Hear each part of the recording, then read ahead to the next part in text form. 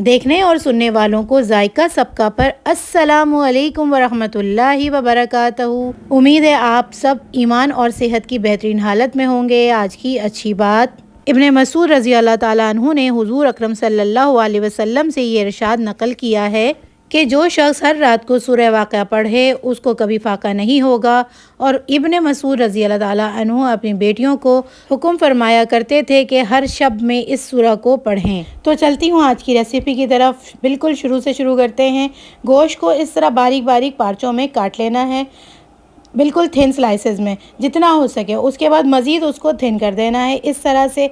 अब ये कैसे होगा, किसी भी भारी चीज़ से इसे मारना है, बस ये टूटे नहीं लेकिन इसके सारे रेशे टूट जाएं। इस तरह से इसे फैल करके बड़ा हो जाना चाहिए। गोश्त होगा रेशे वाला, लेकिन जब हम उसे मार करके जब फ्लैट करेंगे तो वो इस तरह से बड़े हो जाएंगे। ये देखें आप, ये मैंने एक पीस रखा हुआ है, इसको मैं आपको करके दिखाती हूँ। बाकी मैंने करके रख लिया था।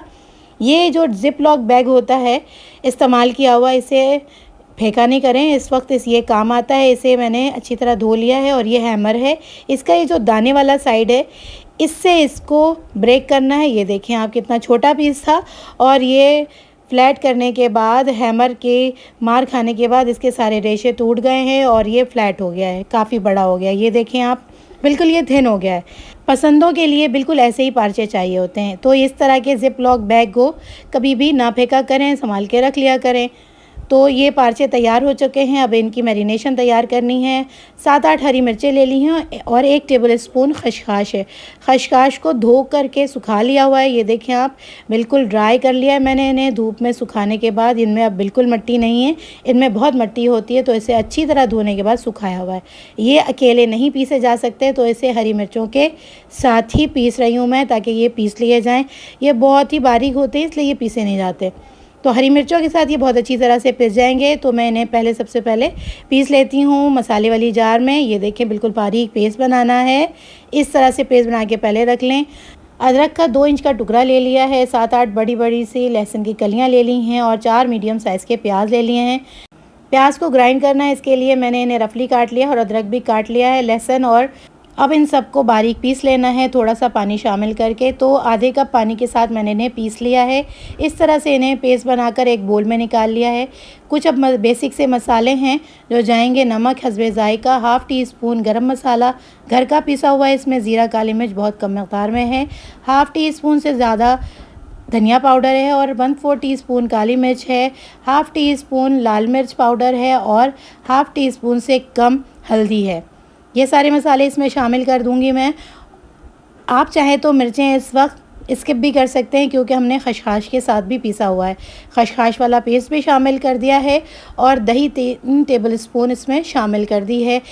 दही से गोश्त बहुत टेंडर सा रहता है, तो इसलिए इसको शामिल करें, लेकिन कम मकदार में। अब एक एक करके पार्चों को शामिल करते जाएं इन मसाले में और इन्हें निकाल कर एक दूसरे प्याले में रखते जाएं। इस तरह से क्यों करना है, ताकि ये सीधे रहें। अगर इन्हें सारा डंप कर दिया इस मसाले में तो सब टेढ़े मेढ़े हो जाएंगे।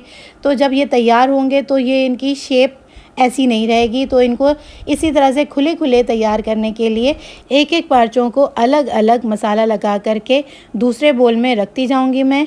इस तरह से सारे पार्चों को मसाला लगाने के बाद ये देखें, ये मसाला बच गया है।